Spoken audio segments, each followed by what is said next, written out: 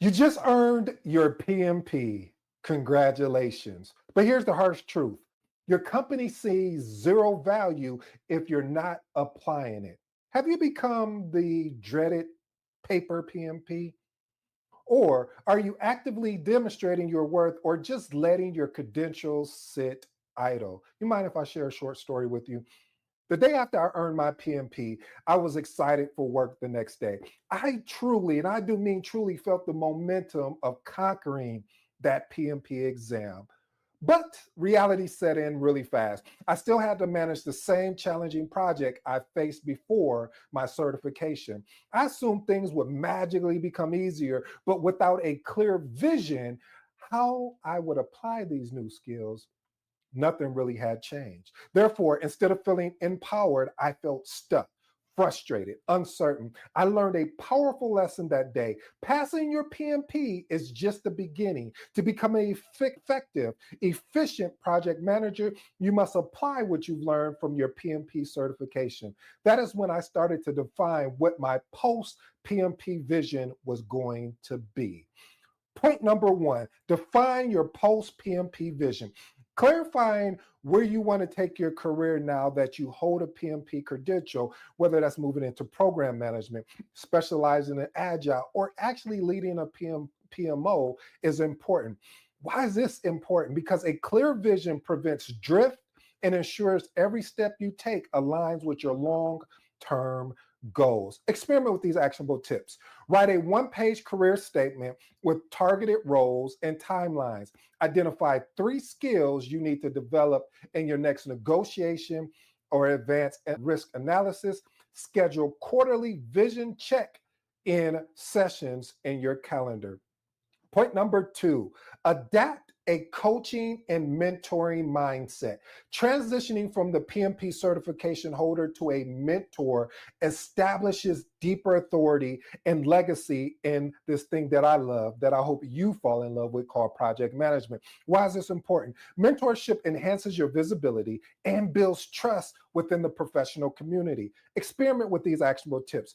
Volunteer as an accountability coach for someone you know that is taking the PMP. Hey, listen, either volunteer or even paid. I offer a paid accountability coach for someone that's taking the CAPM or the PMP. Again, a accountability coach for the CAPM or PMP. Yes, I know it was a shameless plug, but I want to let you know it's never about the test that you're taking. And what I mean by that is that a lot of times people will go and take the exam, or I should say, are in preparation of taking an exam, but where they fall short at is being able to follow through. So having someone that is that accountability coach or mentor can hold them accountable. All right, next one.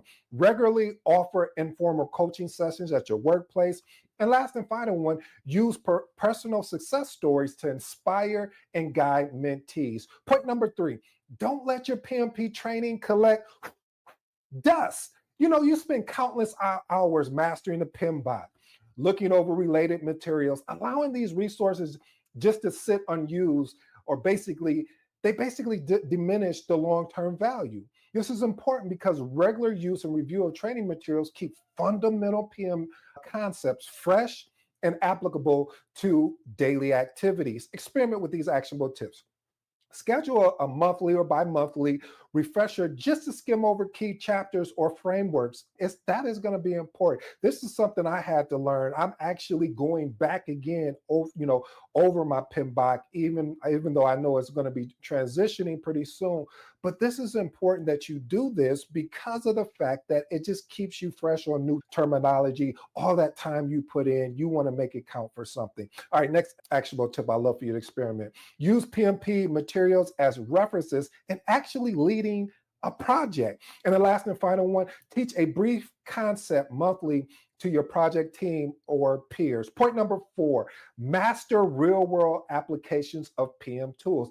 Passing the PMP is just the start, but you know what? True mastery requires real-world, hands-on proficiency with software tools like MS Project, Jira, Smartsheets, Asana, things of that nature around this project management software bank. I always say bank, or you're creating your project management tool belt in a sense. This is important because tools provide proficiency, which allows you to be efficient, accurate, and allows you to execute projects effectively. Experiment with these actionable tips. Immediately integrate learned tools into daily PM routines. Experiment with different PM software. Identify what best suits you as well as the organization, because you don't want to just offer a tool to the organization and they're maybe using something else and they're not ready to make that transition. However, you still want to study that tool, so when they're ready to make that transition, you could be the first one to say, hey, let's look at this smart sheets. I know we made a transition from cutting down our Microsoft project license. I think this tool will be good, or Jira, etc. You know where I'm going with this. And the last and final one, hold regular training sessions to ensure your team leverages these tools fully. Point number 5, immediately put agile and hybrid knowledge into action. See, the PMP covers predictive, agile, and a hybrid approach extensively. Put these directly into practice to build real world agility. Why is this important?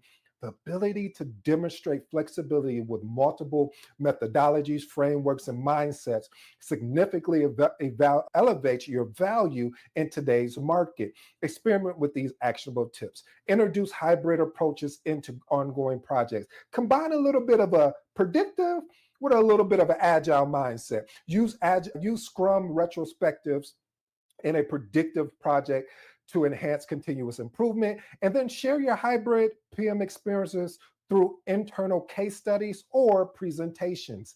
Point number 6, start documenting and sharing your lessons learned. See, lessons learned are more than just a PMBOK theory. This is real life.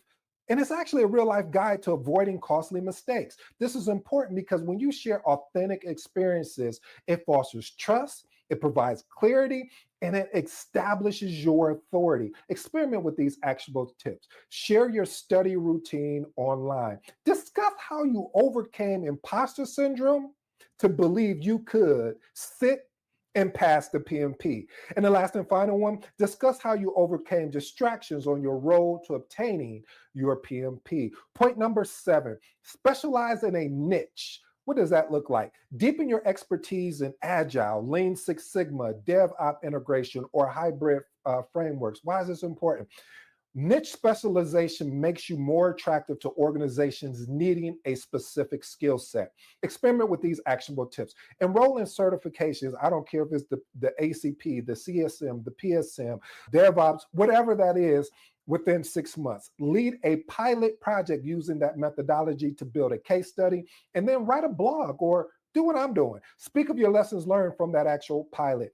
Point number 8, and I saved the best for last, so if you're here, I'm just going to say this, but I'm about to tell you something you already know. Never stop learning. Schedule your professional development. PMP certification marks the start of your advanced PM education, not the end. I'll say that again. PMP certification marks the start of your advanced PM education, not the end. This is important because continuous learning maintains your competitive edge, and now you start becoming a thought leader. Experiment with these actionable tips. Dedicate regular time slots monthly to reading PM-related books or research. Complete advanced certifications like I talked about before, the ACP, the PGMP, or any Lean Six Sigma, things of that nature, and regular engage in emerging project management trends through courses or podcasts. And of course, you can listen to this podcast that you're listening, or this YouTube video, or my posts, or any things I have out there, because again, I want to provide pragmatic approaches to your journey into project management.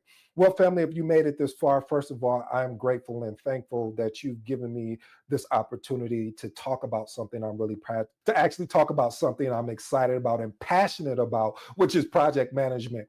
Your PMP certification alone doesn't transform you. It's what you learn in the journey and what you do with it next. Don't become a paper PMP by letting your knowledge gather dust.